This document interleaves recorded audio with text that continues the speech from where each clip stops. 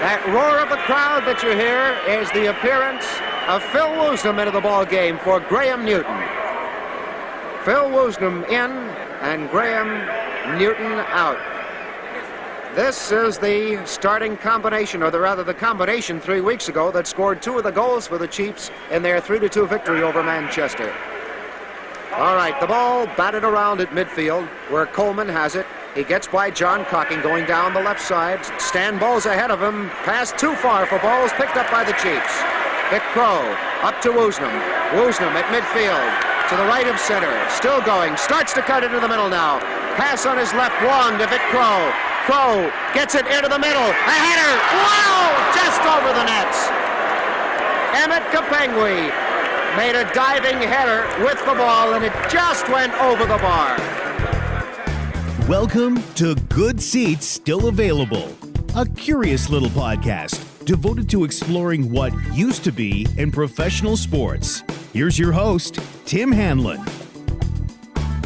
All right, let's do this, friends. How are you? Thank you so much for coming by to our little podcast corner of the world.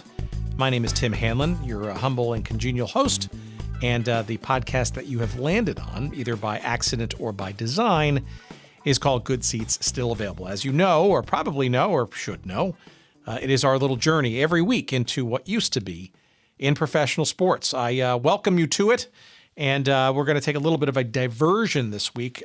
We've spent almost a year now in sort of getting our sea legs, I guess, in this topic of teams and leagues and the various stories around them that, for whatever reasons, no longer are around, and frankly trying to unearth some of the memories and anecdotes about all of them. And one area that we've yet to really tackle that I've been meaning to, and it's become over the last couple of years, especially through folks like Uniwatch and some of the folks who obsessively cover things like logos and design and uniforms and all those kinds of things. And I guess today, in today's modern social media-driven world, the ability to take quick snaps and or screenshots from TV broadcasts of various cool logo designs or malfunctions, shall we say, of wardrobe.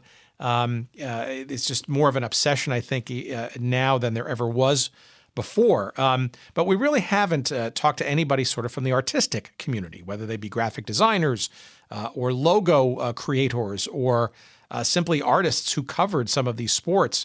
You have to remember, especially in decades past, artwork was a key element for things like programs and media guides and ticket stubs. And while some of those indeed still last today and are part of the design elements of today, they were much more pronounced in years past, and in some respects almost sort of literally and figuratively a lost art.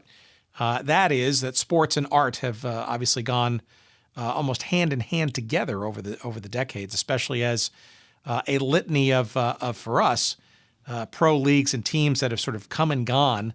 Perhaps sometimes splashily, if that's a word, with wacky and outlandish and sort of striking team names and color schemes for their uniforms and the logos and the art.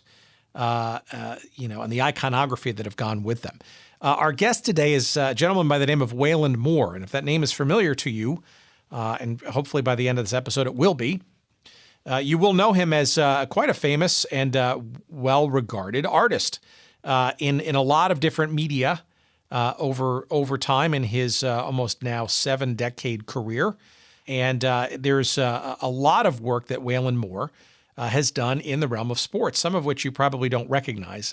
But in specific interest to us in this conversation are some of the iconic work that he did with the Atlanta Chiefs of the original North American Soccer League.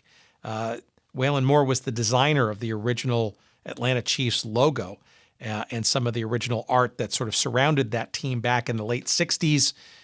When the NASL was formed sort of as a marriage of convenience between the United Soccer Association and the NPSL. We've devoted a couple of conversations to that in the past. but probably more famously, two other sort of areas of sport and art that Mr. Moore was part of, one of which was the unique design for the Atlanta Braves of the National League, and in particular in the Hall of Fame, and yes, you can go up there in Cooperstown and find it, the uniform, frankly, specifically designed with the event in mind of Hank Aaron's eventual breaking of Babe Ruth's home run record. So the uniform that he was wearing at that time, and the promotional minds of the Atlanta Braves at the time, in cahoots with Mr. Moore, created the design elements so that not only that moment could be forever remembered, but also to modernize in a unique way the Atlanta Braves franchise, which was not only ascendant, but obviously going to a whole nother level with Hank Aaron and his exploits in the mid to late 1970s. But for our soccer friends out there, there's another sort of part of Wayland Moore's history, and that is he was the designer of the original and still, in many respects, still ongoing and lively logo of the New York Cosmos, arguably the most successful and memorable team in the brief history of the North American Soccer League. So an iconic logo, if there ever was one in the NASL, that being of the New York Cosmos. And so we get into all of those things in our very interesting and somewhat surprising conversation with artist extraordinaire Wayland Moore in a couple of seconds. So stay tuned, please. SportsHistoryCollectibles.com seems to be an appropriate sponsor, I think, for this episode, because you may actually find some of Mr. Moore's work either in a program or in a media guide. I'm sure there's a couple of things in there that you will find among a zillion other cool artifacts and memories and memorabilia. SportsHistoryCollectibles.com is the place to go to check out various programs and guides and buttons and posters and playing cards. And, there's all kinds of different form factors there. Of course, if you go to SportsHistoryCollectibles.com, you find something you like or some things you like, make sure that when you're checking out, you use that special promo code. Of course, you should know by now that's Good Seats. The promo code is Good Seats, and you're going to get 15% off your purchases at the site. That's SportsHistoryCollectibles.com. Go there early, go there often, and make sure you make some purchases and use that discount of Good Seats at checkout. Okay, so let's segue into our surprisingly interesting and a bit diversionary, but fun nonetheless, conversation with a sports artist in particular, Wayland Moore. Please, as always, enjoy.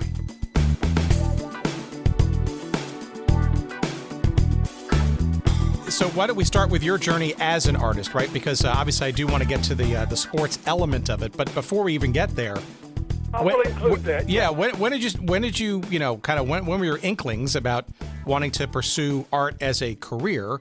And maybe you can give our audience a bit of a sense of sort of how you, got to positions in, say, pro sports that helped you and enabled you to create some truly memorable pieces of work. Well, we all start out in about the first, second, third grade, and the teacher gives us crayons, and we start drawing.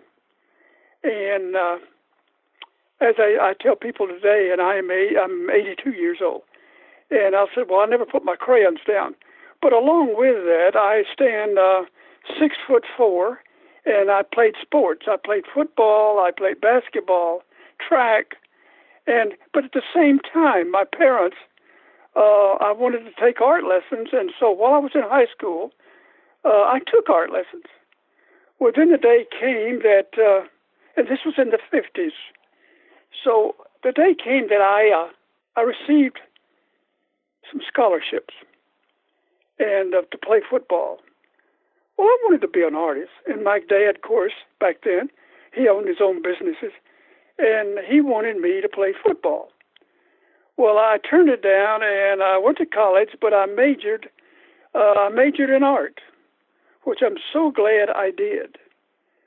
And so after graduating from the Ringling College of Art in Sarasota, Florida, I of course, you have to. I was married, and you have to, earn a living. I mean, you can't start as in and paint a painting and say, okay, now somebody come and buy it. So I started out in an ad agency. I was a television artist. I was a newspaper artist, and but little by little, I let go and I went out on my own, and then I started. And so the first thing, of course, was sports art, because I felt I knew sports, and so I guess I've covered most major sporting events. And just to give you an idea of some of the things, I'm the charter artist for the U.S. Olympic Hall of Fame. I've done the first 30 portraits. And I'm the guy that designed Hank Aaron's uniform that he broke Babe Ruth's record in. And I go from something like that. I've covered the Long Beach Grand Prix. I've done the 100 years logo for Madison Square Garden.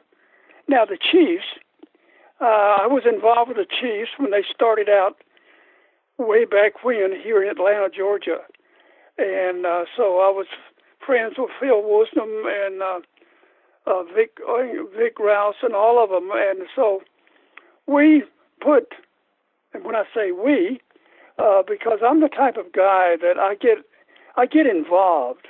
I don't stand back, and not only do I get involved with the art, but with the business aspect of it. So we got the Atlanta Chiefs going, and we had a great time. And well, actually, Wayland, before we go further there, let's step back and remind our audience here. So there were two incarnations of the Atlanta Chiefs, and I think you're referring to the original one to start, at least. The original, yes. Right, which was in, and we've done a couple of shows around the old North American Soccer League, and actually the two leagues that preceded it. So we're really talking about what, the late 1960s, right? When the late 60s. Yep. This was the first one. Yep. And a whole bunch of folks were well-moneyed investors, if you will, and sports people were trying to bring this supposedly intriguing and exciting sport of soccer to the United States, really in earnest for the first time professionally. Yes, and because at that time, very few children in Atlanta, Georgia, played soccer. They knew nothing about it. So we started youth soccer when the Chiefs got here, and Chiefs got involved with those of us, and I had two boys and a daughter that played soccer, and two of them went on to play soccer in college. They got a scholarship, and my oldest son, he's now, I think, 56 or something, but he went to Hartwick College in upstate New York, and I think his second year there, they won the championship. And so soccer has been a part of me personally all my life. And so today we have our new soccer team. And, we fill the stands. I think we're number one as far as drawing fans. Well, sure. The Atlanta United today, right? I mean, if you were thinking back to 1967 or 1968 or so when the original Chiefs were born, could you ever have imagined soccer being such a huge a draw in Atlanta these days? No, because I was a little league soccer coach like everybody because I had kids in school. I knew nothing about soccer, and so we all had to learn basically from the ground up. And so today, the reason we fill the stands is those are parents in those stands today that were kids, years ago in the 60s. And that's the way it goes. And so now soccer is a big thing. It's exciting to watch. I love it. And I've, of course, attended soccer matches in England and France and a few other places. But And then one day I get a call from a guy named Clive Toy. Clive was with the beginning New York Cosmos. And he asked me, he said, Wayland, will you design our logo? And he came to Atlanta. We sat and we talked. And he explained roughly his input, and then I put my input. And needless to say, today, the New York Cosmos logo is still alive and well. And they still have an office in New York because I get a call from them ever so often. But with sports, I think back, I'd walk into those locker rooms where it'd be soccer, football, you name it. And I don't care what age or where you are, if a grown man is standing there sketching, and the difference between a sports artist and another artist, a landscape artist or whatever, a sports artist has to master the figure because he has to draw the figure fast and in many places.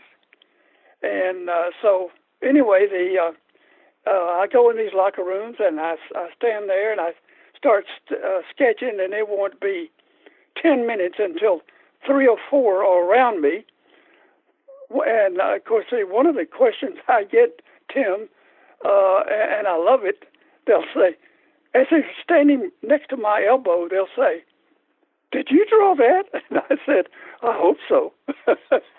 And every place I've been is always on commission from some company or, in most cases, large companies. Well, let's talk about commission. Let's talk about that commission then. Let's back up to that time with the early Atlanta Chiefs. How did you come across this fledgling group of professional soccer enthusiasts, so to speak, and how did you meet Phil Woosnam and walk us through sort of the conversation that first of all, how'd you meet, and then how did he convince you to take part in being part of this team? Well, I guess one of the names that Tim, you should put down is Dick Cecil. Now, Dick was the president of the Braves back then, and he was over at my studio here just a week or so ago. And he's a great guy. Well, he's the guy that pulled the Chiefs together. And because the Braves wanted to start a soccer team, and so Dick started that. Dick Cecil. And Dick and I are good friends. We have been for many, many years. And so that's the way it started from my end.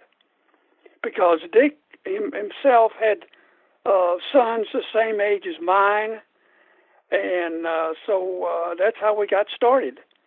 And we just grew from there. So was the team named at that point, or was that still under consideration? Under consideration. Okay. Do you remember any? I don't. Do you remember any of the other names that were being bandied about at the time, by any chance? No, because I never asked Dick, where did the word Chiefs come from? Just in our conversation one day, it appeared. So that I can't answer how the name arrived. But we got everything done. We put the team on the field, and we just had a ball. Now, our goalie, Vic Rouse, I still keep in touch with him. He went back to London, and for a number of years, he coached in London the police soccer team for a number of years. So I stay in touch with Vic. And some of the others have retired to Atlanta, and they live here.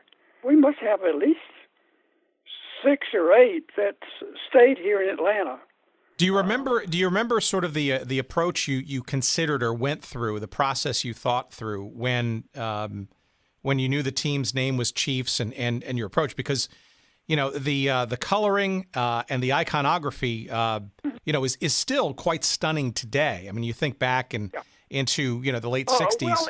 But it also held up well when it was reincarnated, I guess, back in the 70s. But I'm just curious as to how did you come up sort of with the coloring scheme, and what was your mindset by coming up with sort of the iconography for the Chiefs? That can't be answered because of the creative process is the most amazing thing.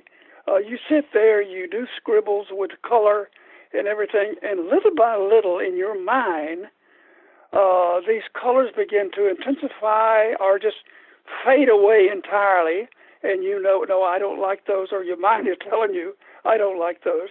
And the creative mind it's amazing how it works. And then little by little, on your paper in front of you, something begins to appear from your hand and your mind that you become, to a great degree, satisfied with as far as presentation to whoever you're doing this job for.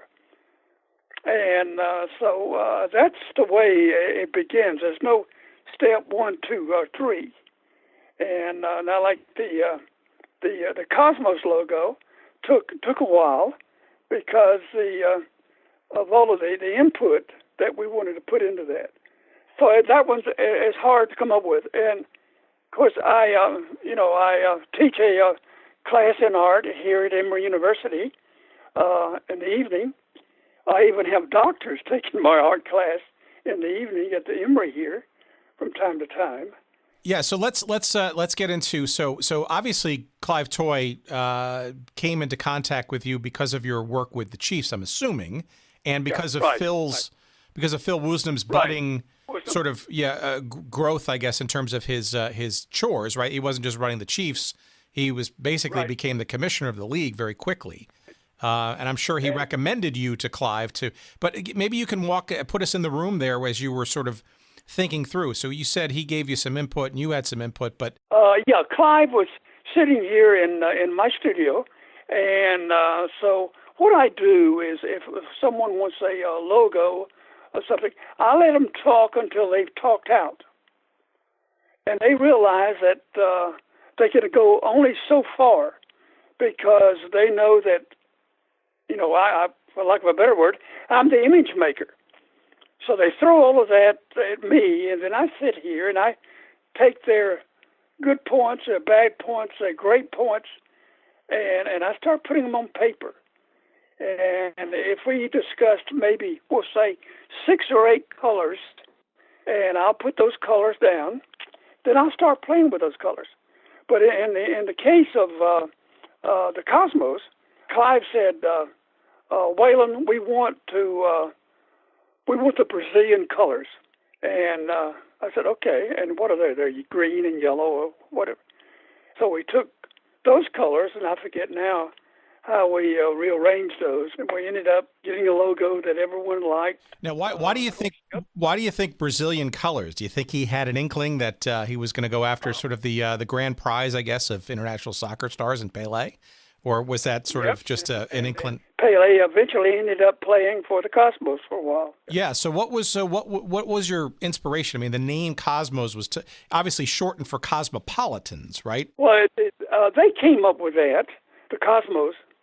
I guess Clive Toy and some others, because when he came to me, he already had the name, of course, and then it was up to me to put it in some type of design that everyone enjoyed and liked, so to speak. I hate to put that word like, but anyway, Phil Woosnam, for instance, he was a great guy. I was the type of guy that I got to know these people and visited these people because I think I said earlier that I'm a listener and a soul giver and a venturer, and I just enjoy, my world of art, where it be sports or landscapes or portraits or whatever.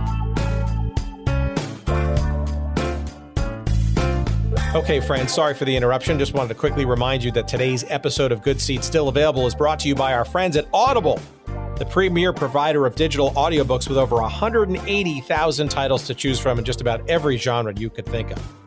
Audible titles play on iPhone, Kindle, Android, and more than 500 devices and MP3 players for listening anytime, anywhere. And for a limited time, my audience can listen to a free download of any book that they choose as well as get a 30-day free trial when you go to audibletrial.com/goodseats. That's audibletrial.com/goodseats. And you can choose from over 180,000 titles, as we said, including one that I'm listening to right now. It's called The 10-Gallon War by John Eisenberg. That's the story of the NFL's Cowboys, the AFL's Texans, and the feud for Dallas's pro football future. Another one on my list, which I have yet to download but is on my queue, that could be interesting to our audience here, is called The National Forgotten League by Dan Daly, entertaining stories and observations from pro football's first 50 years. Those are just two of the many thousands of titles to choose from, and not just in sports history, but you name the genre that you might want to listen to, and Audible's got it. By the way, two guests perhaps that we'll have on the show, hopefully sometime soon. But again, go to audibletrial.com/goodseats for your free 30-day trial, as well as your free audiobook download to try it out for yourself. Again, that's audibletrial.com/goodseats. And now, back to our conversation.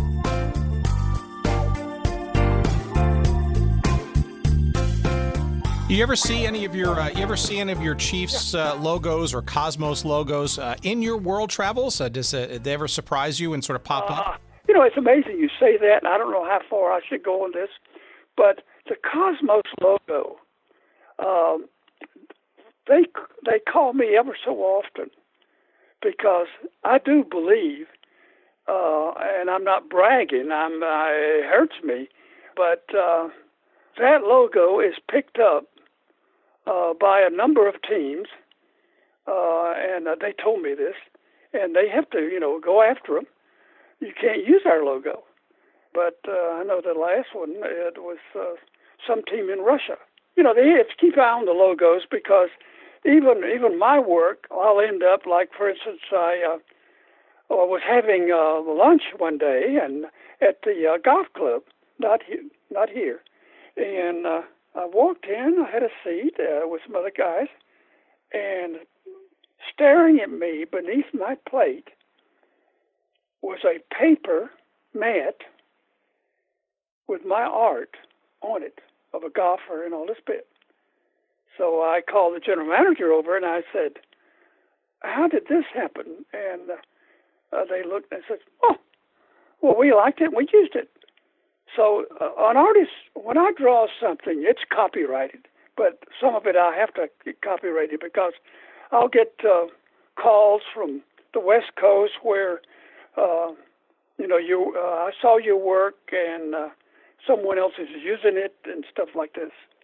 I know when I was at the height of my profession, I had to maintain a law firm because of stuff like that, because I felt like, well, we're just going to use it on a poster and stuff of this nature. Well, actually, that's a very interesting point that I did want to bring up with you, and that is, so when you talk about, especially with logo design, right? So I know obviously your art is expansive and touches many different other forms, but when we think about it in sports and logos in particular, right? Team names and logos, it's my sort of recollection and understanding that a lot of, so I think back to the North American Soccer League, for example, right? Where I think a lot of the art was sort of assigned, right, to local artists at the time. And, it was basically just a job. It was a gig, right? I mean, you get paid for, your time and materials, and they select the one that they like. But I assume, though, that your work did not then subsequently incorporate you into a trademark or any kind of royalties, right? That work basically went to either the team or the league or both. It always goes to the team. They pay me a fee to design that or paint that. Now, if they're going to reproduce posters, then of course we have to sign that they get the okay to produce X number of posters. And one of the things I'm looking at in the studio wall here, because I pulled it out, is back in 1980 at the Lake Placid Winter Olympics, I was commissioned to go there and cover the hockey. And so I have pulled the hockey team jumping up and down in the American flag that beat Russia. And that's coming up for sale. And along with that, I did a single figure with his hands in the air, USA, and a flag in the background, and he did X number of prints, on that. But I guess the first major piece, Tim, I did was Billie Jean King and Bobby Riggs. Yeah, it was the match of the century, right?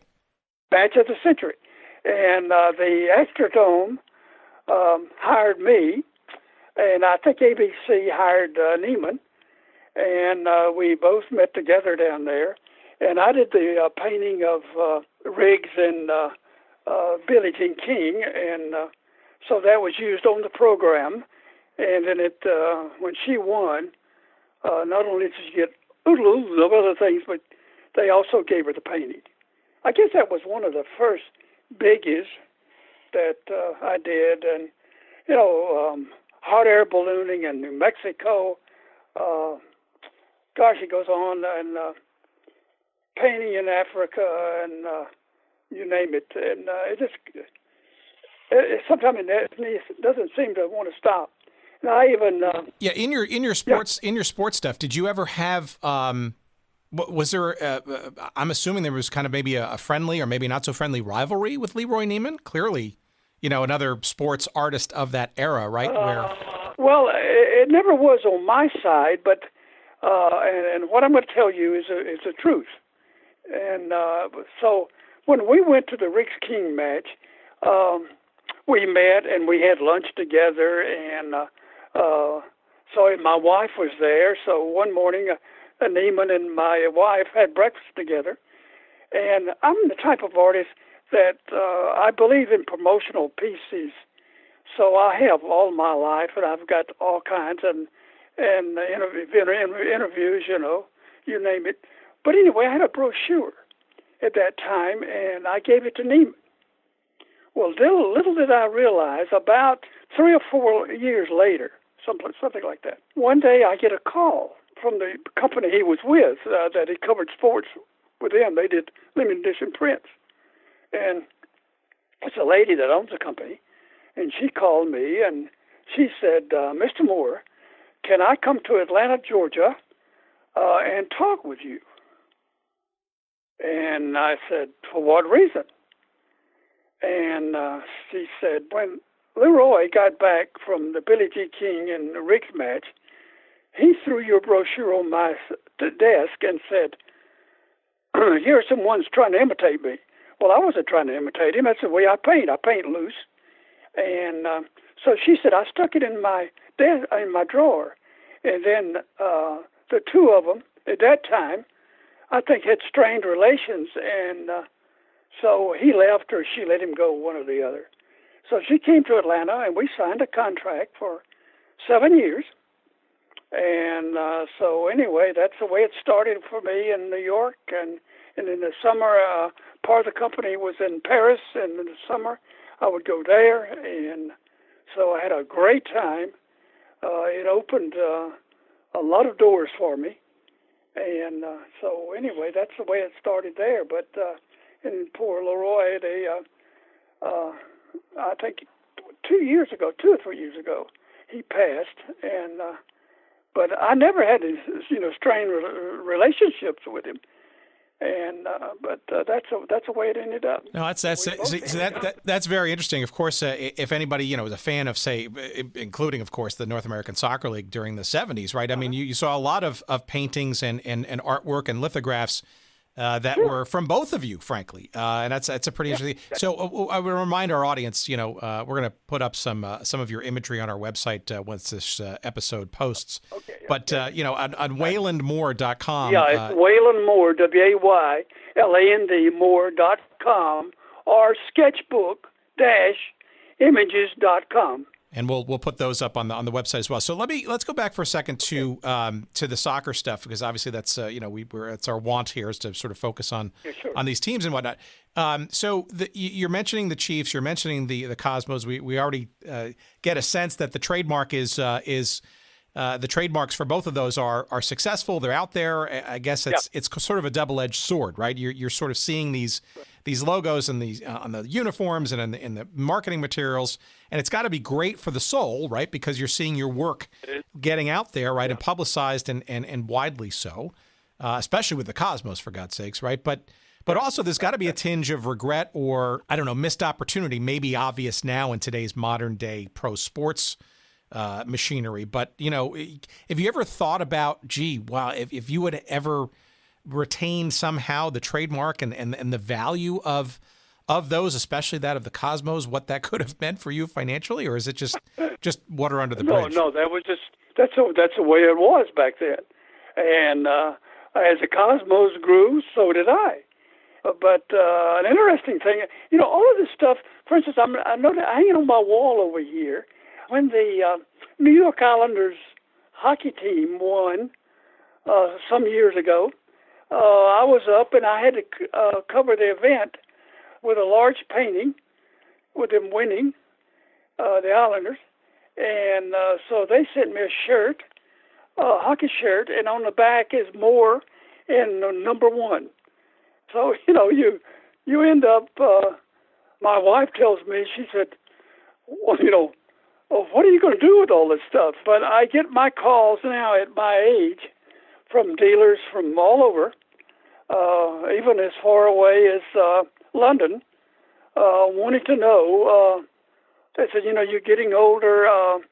But the latest was from New York. A few months ago, I had one to arrive and he wanted to come to my studio, and so I invited him, and we're sitting here, and I had heard this is happening now, Tim. He looked around and he said, Mr. Moore, I think I would like to buy everything in the studio, including the easel, your paint tray, and everything.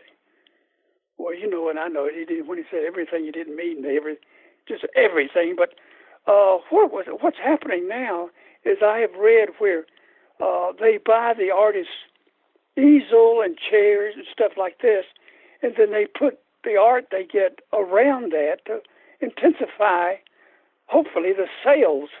That here's his real palette and here's his real easel, stuff like that. But so I said no, it's not for sale yet, because when it's one of those things that in my heart I still have the same joy I had with that crayon when I was in grade school.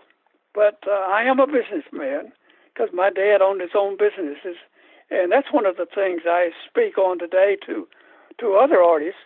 I said, you artists are great, but you're not much of a businessman. And I said, a painting will not sell sitting up against your studio wall. It's got to be out there in galleries and exhibits.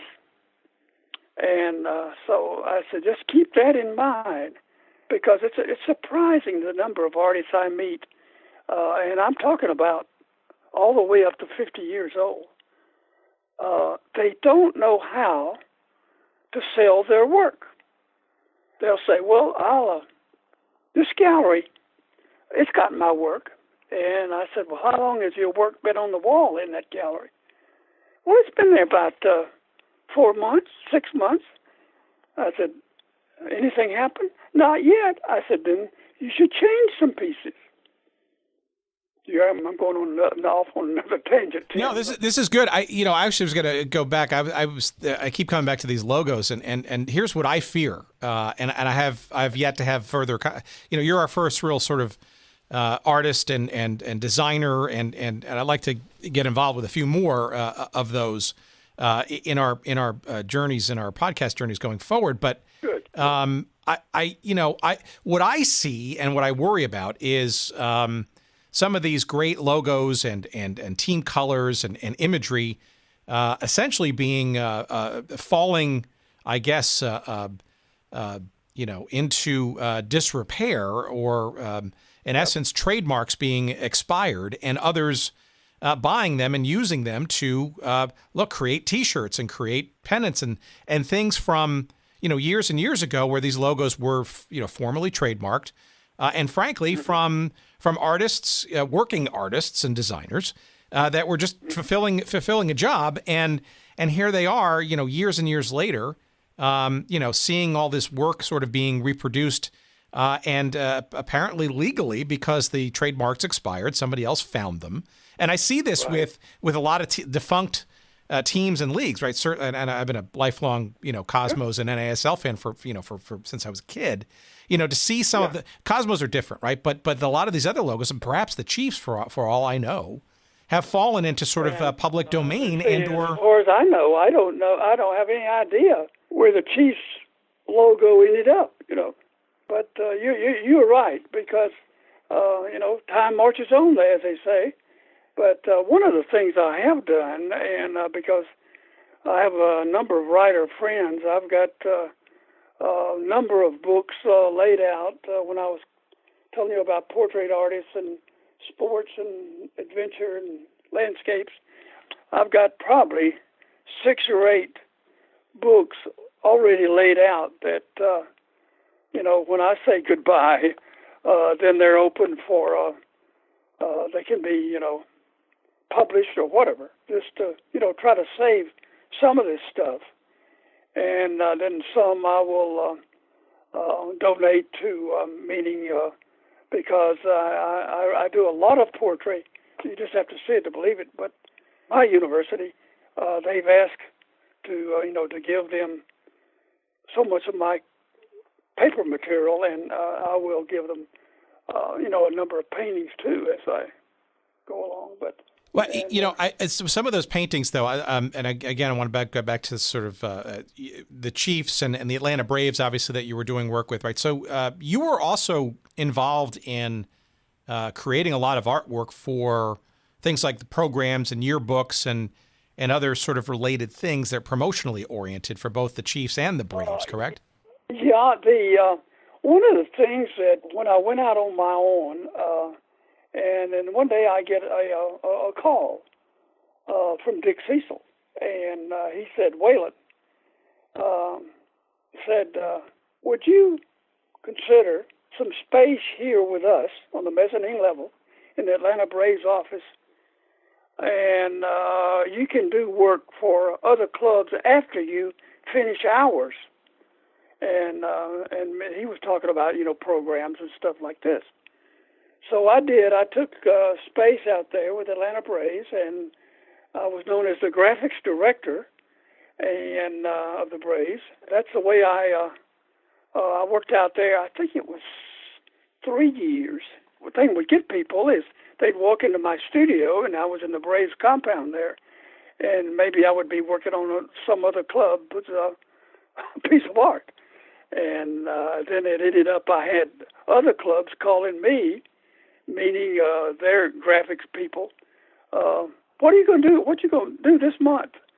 I mean, this year, as far as the Braves stuff. But I've done a lot of covers for the Braves and of course covers for other clubs and such. Did that also include the latter Atlanta Chiefs of the late '70s when the team was reincarnated? No. It's we didn't have it at that time. There was no soccer. But the Chiefs came back though in late 1979, 1980. Did they call you again, or did they just borrow the previous work that you had used before? Yeah, they borrowed the previous, so we didn't use that. I mean, all I did was it was just baseball because that's all we had. I think it was from 1970 to 73, someplace right in there. Because I was there when Hank Aaron was on his way to breaking Babe Ruth's record, and so that's the reason I got involved with all that. Well, let's also talk about that too, because that's another sort of palette for you, right? Was actual uniform design, right? I'm assuming that with the Braves that you were involved in that process. I suspect you were or you were not on the Chiefs as well in terms of their color scheme and all that stuff. I don't remember about the color scheme, but I think I was. It wasn't anything that stood out in my mind. But the redesign of the Braves uniforms, though, that was indeed pretty significant, right, back in the time, right? Oh, yeah. Well, he did. Ended up in the Baseball Hall of Fame as far as Aaron's uniform was concerned. And but they asked me, they said, could you design a uniform to highlight when Aaron breaks Babe Ruth's record? So I started designing, and this company would, I'd send them in, they'd make one and the whole bit, and then we'd come back and I'd rearrange and change some stuff. And so my two models at that time was Hank Aaron and Eddie Matthews.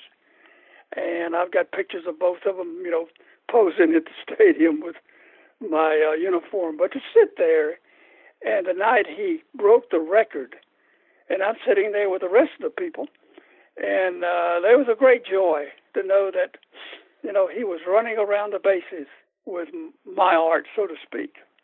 And only another artist would understand that. And Hank's a great guy. And that was fun.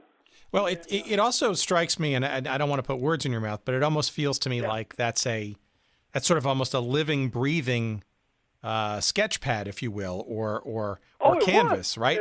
These are logos, these are colors, these are design, uniform elements that are on living, breathing human beings that are performing at the highest level, as well as in various forms of media, so that are being seen literally by millions of people. In the case of Henry Aaron, right? Millions of people all over the world. It's got to be quite something to sort of see all that and recognize that you're basically part of those moments just as much as the players are. I'm so glad that when I start through my photographs, and people don't believe that when they go through see these photographs. They say there's no way, because there's movie stars in there, and I did things like, for instance, this one hotel called and said, we're having Bob Hope in for the weekend. Can we commission you to sketch Bob while they have the function? So while they were having cocktails, I walked up and I met Bob Hope and I told him what I was going to do, and so I started sketching, moving around, and from time to time, he'd walk up. He said, let's see what you got. Because, I did 8 or 10 sketches of him and, talking to people and stuff like that. And then this hotel framed them later. But, see, a lot of artists, not a lot, but quite a few, most of them that I meet, they get uptight when they're around a lot of activity. And meaning that, it is much better when you're sitting here painting at the easel and got soft music going, and like I do a lot now. And but when you're out there and when you're in the stands or LA Coliseum, I was covering the 84 Olympics for Coca-Cola, and you're there and you're doing your sketching, you're doing your painting, and you're running over here, and you're doing the swimming. But I've got people that make sure they get me to these places. And then when it was here in Atlanta, I was commissioned by a large company here to cover the Atlanta Olympics in '96, and they wanted a book. So I hired a writer and a driver. And I told this driver, I said, now you can go any place. And they gave me all the credentials to hang on the car. And this guy driving it took a while to get him, situated, because he couldn't understand. We drive into the stadium and almost drive out on the field, and I'd get out and do some sketches, and I'd come back, and the writer would be, writing, taking notes. He said, well, the event's not over. I said, I'm not here to observe the event. I'm here to cover it. And I said, let's go. I need to go to the next one. And so you're moving fast, and that's against the grain of most artists. And then I'll do things like I'm in Europe and I'm painting a landscape and I'm out in this field, and this one figure guy walks up across the field, walks up to me, and he's looking at what I'm painting. He's a Frenchman, and he said, did you paint that? And I just died laughing. I said, who else is around? But you get some great feedback, and I've covered the space launch, and and goes on and on. But well, let me. So this has been a great conversation. I appreciate all this time and your recollections of all this. Well, let me ask you. Let me end sort of with this sort of one question, and I think this is something that listeners in our audience will probably have sort of the same thing. And so when they see, Cosmos, T-shirts, or more specifically, they see the original logo of the Atlanta Chiefs on T-shirts that are sold today, right? What would what do you recommend? Do we buy those shirts and enjoy and revel in that great iconography? Okay, or is it kind of really unfair and maybe something we shouldn't do, given the fact that you're not benefiting from your artwork? No. I knew going in, and that's the way we priced it. And no, by all means, buy them. So even today, I run into this periodically. They'll have a T-shirt, and would you sign it for me, and I'll sign it, and stuff like that. But it's all, like I said earlier, it's all business, and I know it going in, and and I think I'm covered, but I don't get royalties. No, it would be nice, but I'm satisfied with the way it turned out, because we all have a fee, and the thing that gets you to Tim is I don't like to be in the same room when some of my work is auctioned off, because it gets my heart beating a little fast, and because even sometimes I don't believe it, to tell you the truth. Well, maybe the last thought would be, so that's interesting too, because right, the sort of world of art and commerce, right? I mean, you started in advertising, right, which is probably the most easy way, I guess, for a fledgling artist who, wants to get a decent and real job and sort of gets exposed to it. But it's a messy relationship, right, between art and commerce. And I think, it goes right down even to the individual level, right, like you're describing, where, your pride and your passion and your feelings and all of it are expressed in what you're creating.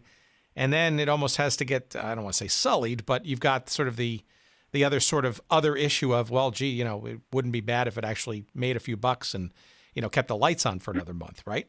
Yeah. And, it's like that when I tell these artists, that, when you sell a piece of art, that if you're bringing the money in, you got to have enough to buy groceries and keep the lights on and all that. And because it's hard for an artist to let go of a piece of art for sale without they're doing a commission. But you got to realize, hey, I'm in this because I enjoy it. This is a business at the same time, and you've got to put it out there for sale. I even lost a gallery in Chicago. The owner called me after about 3 or 4 years, and I sold a lot of work up there. And he called me one day, and he said, Wayland said, we're going to have to stop doing business with you. And I said, for what reason? He said, you're too much of a businessman. I said, well, thank you very much. Because, some galleries, they'll sell your work and forget to send the money soon. They kind of wait until maybe they have to get a call from you. Well, speaking of business, how do we how can our listeners, besides going to your websites for the basics, how can they find, discover, perhaps even purchase, to the extent that they're still out there, some of your finer works, say in the realms of soccer or the Braves or the Chiefs or the tennis match of all tennis matches, etc. Just email me, and I'll have someone to go through the storage of the ones that I've got and see what I have. And then what I do is I turn around and I send them a copy of it, so they get to see right off. Not only what it looks like, but the price of it and everything. So, Well, I'll tell you what. I'm gonna email you then about in particular some of the to see if you have any Atlanta Chiefs artwork in particular, which I'd love to go on. But so why don't you, if you're comfortable, either I can pass on your email if people reach out to me, or would you like to publicize that here now, or just have them go to the website, whatever you'd like. You can publicize it now and go to the website also. All right. So why don't you tell our audience those websites and that email address in case people want to discover. Okay. My website is Wayland Moore, WAYLAND, Moore, MOORE.com, or sketchbook-images.com. My email is sketchpad2, as in the number 2, at bellsouth.net. That's terrific. And friends, you're going to find a mere sampling of some of the work that Wayland Moore has done. Is obviously not just in the realm of sports, and that's obviously the reason why we reached out to have a conversation. But Wayland Moore is truly the epitome of a Renaissance man, especially in the artistic world. And you will see probably even just on those websites, you will see probably an image or two that you probably remember in some way, shape, or form from your travels, and I think it's really interesting to connect with. And again, you're our first, artist, a graphic designer, a logo creator, people who are part of or have been part of the iconography of some of these teams and leagues, et cetera, that we fondly remember. And I think it's lost on. I don't think most fans or historians kind of spend a whole lot of time sort of focusing on this, but you have to think about it, right? And that people are fans of teams and the cities, but how is that manifest? It's in logos, it's in the uniforms, it's in the artwork, and in the memorabilia and the programs and the guides and all those kinds of things. Those are how those memories live on, and the photography and the imagery, and art is part of that, right? Art without art, you don't have anything to kind of colorfully remember and recollect on. And that's, I think that's why a conversation like this has been very, very interesting and intriguing to me, at least. I've thoroughly enjoyed our conversation, Tim. And I hope in some way that I've created another little artist growing up out there, and because it's a great world and a lot of fun.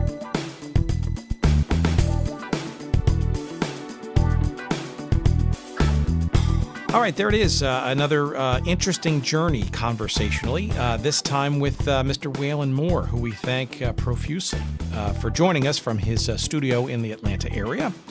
And I do want to make sure that you know where to find Wayland's work, and that is in the following place. That's waylandmoore.com. Waylandmoore.com. It's WAYLAND Moore, MOORE.com. And Wayland's email address, as he mentioned, is sketchpad2, the number 2, at bellsouth.net. Sketchpad2 at bellsouth.net. And besides going to his website, I would urge you all to just simply go to Google, Google Images or any other image search environment on the web, and type in Wayland Moore, perhaps the word sports, perhaps the word Chiefs, certainly the word Cosmos or soccer or tennis or Olympics, and you're going to see a whole host of his works, some of which you may remember from years gone by, and either Wayland directly via email or through some of the various galleries that carry his work.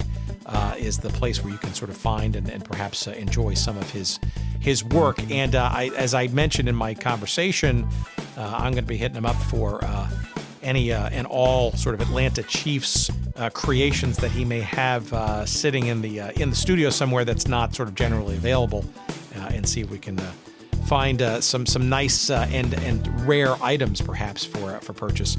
And we thank him tremendously. It is with mixed emotions that I asked that sort of last question about, buying some of those T-shirts that are out there, right, where, folks have essentially just taken sort of from public domain these retired or registered trademarks that used to be registered but have now fallen into disarray or into neglect, and that being in the public domain. And when I see those Atlanta Chiefs logos, and to a lesser extent the Cosmos ones, because those are still owned and operated by the current, if not dormant, currently now, version of the NASL version of the Cosmos in New York. But, when you look at the Atlanta Chiefs logo and you see the original one on those items of clothing, it's he's not getting any dough for that. And that's his creation. Yet, I think you heard it in his voice. There's probably no better way to sort of show some pride and love for some of that work that he did bring to bear for that franchise. And it's probably a really good way to sort of publicize that and remember and give him some credit, albeit informally, along the way by doing so. So you have his blessing, and I guess by extension you have my blessing. So knock yourselves out if you find those old Atlanta Chiefs logoed T-shirts and such. You heard it from the man himself. Go buy it and show some pride. Okay, so thanks so much for listening. We want to remind you that, again, sportshistorycollectibles.com. Use the promo code GoodSeats for your 15% discount. We appreciate Dean Mitchell and friends for letting us promote that, of course. And for us, make sure you go to goodseatsstillavailable.com. That's our website. You're going to find all the goodness that is to be had there, including a link to this episode. You will find some artwork from Wayland Moore on that episode listing. You will also find our social media feeds as well there. And of course, if you want to go find us on Twitter, that's at Good Seats Still. You'll find us on Instagram at Good Seats Still Available. You will find a Facebook page out there somewhere devoted to us as well. You can follow us there and like us there. Please, please, please rate and review us wherever you can, especially on iTunes/Apple Podcasts. That helps our algorithm a bit and gets more people to find out about our show. We appreciate that. And last but not least, our friends at Podfly Productions, podfly.net. And again, if you need podcasting help, production, editing, just frankly, what the hell to do to get started, those are the folks to go to. Podfly Productions, podfly.net. And in particular, of course, this week, a tip of the hat, a tip of the cap, an Atlanta Braves cap, perhaps, to the good doctor, Jerry Payne, for all his efforts again this week.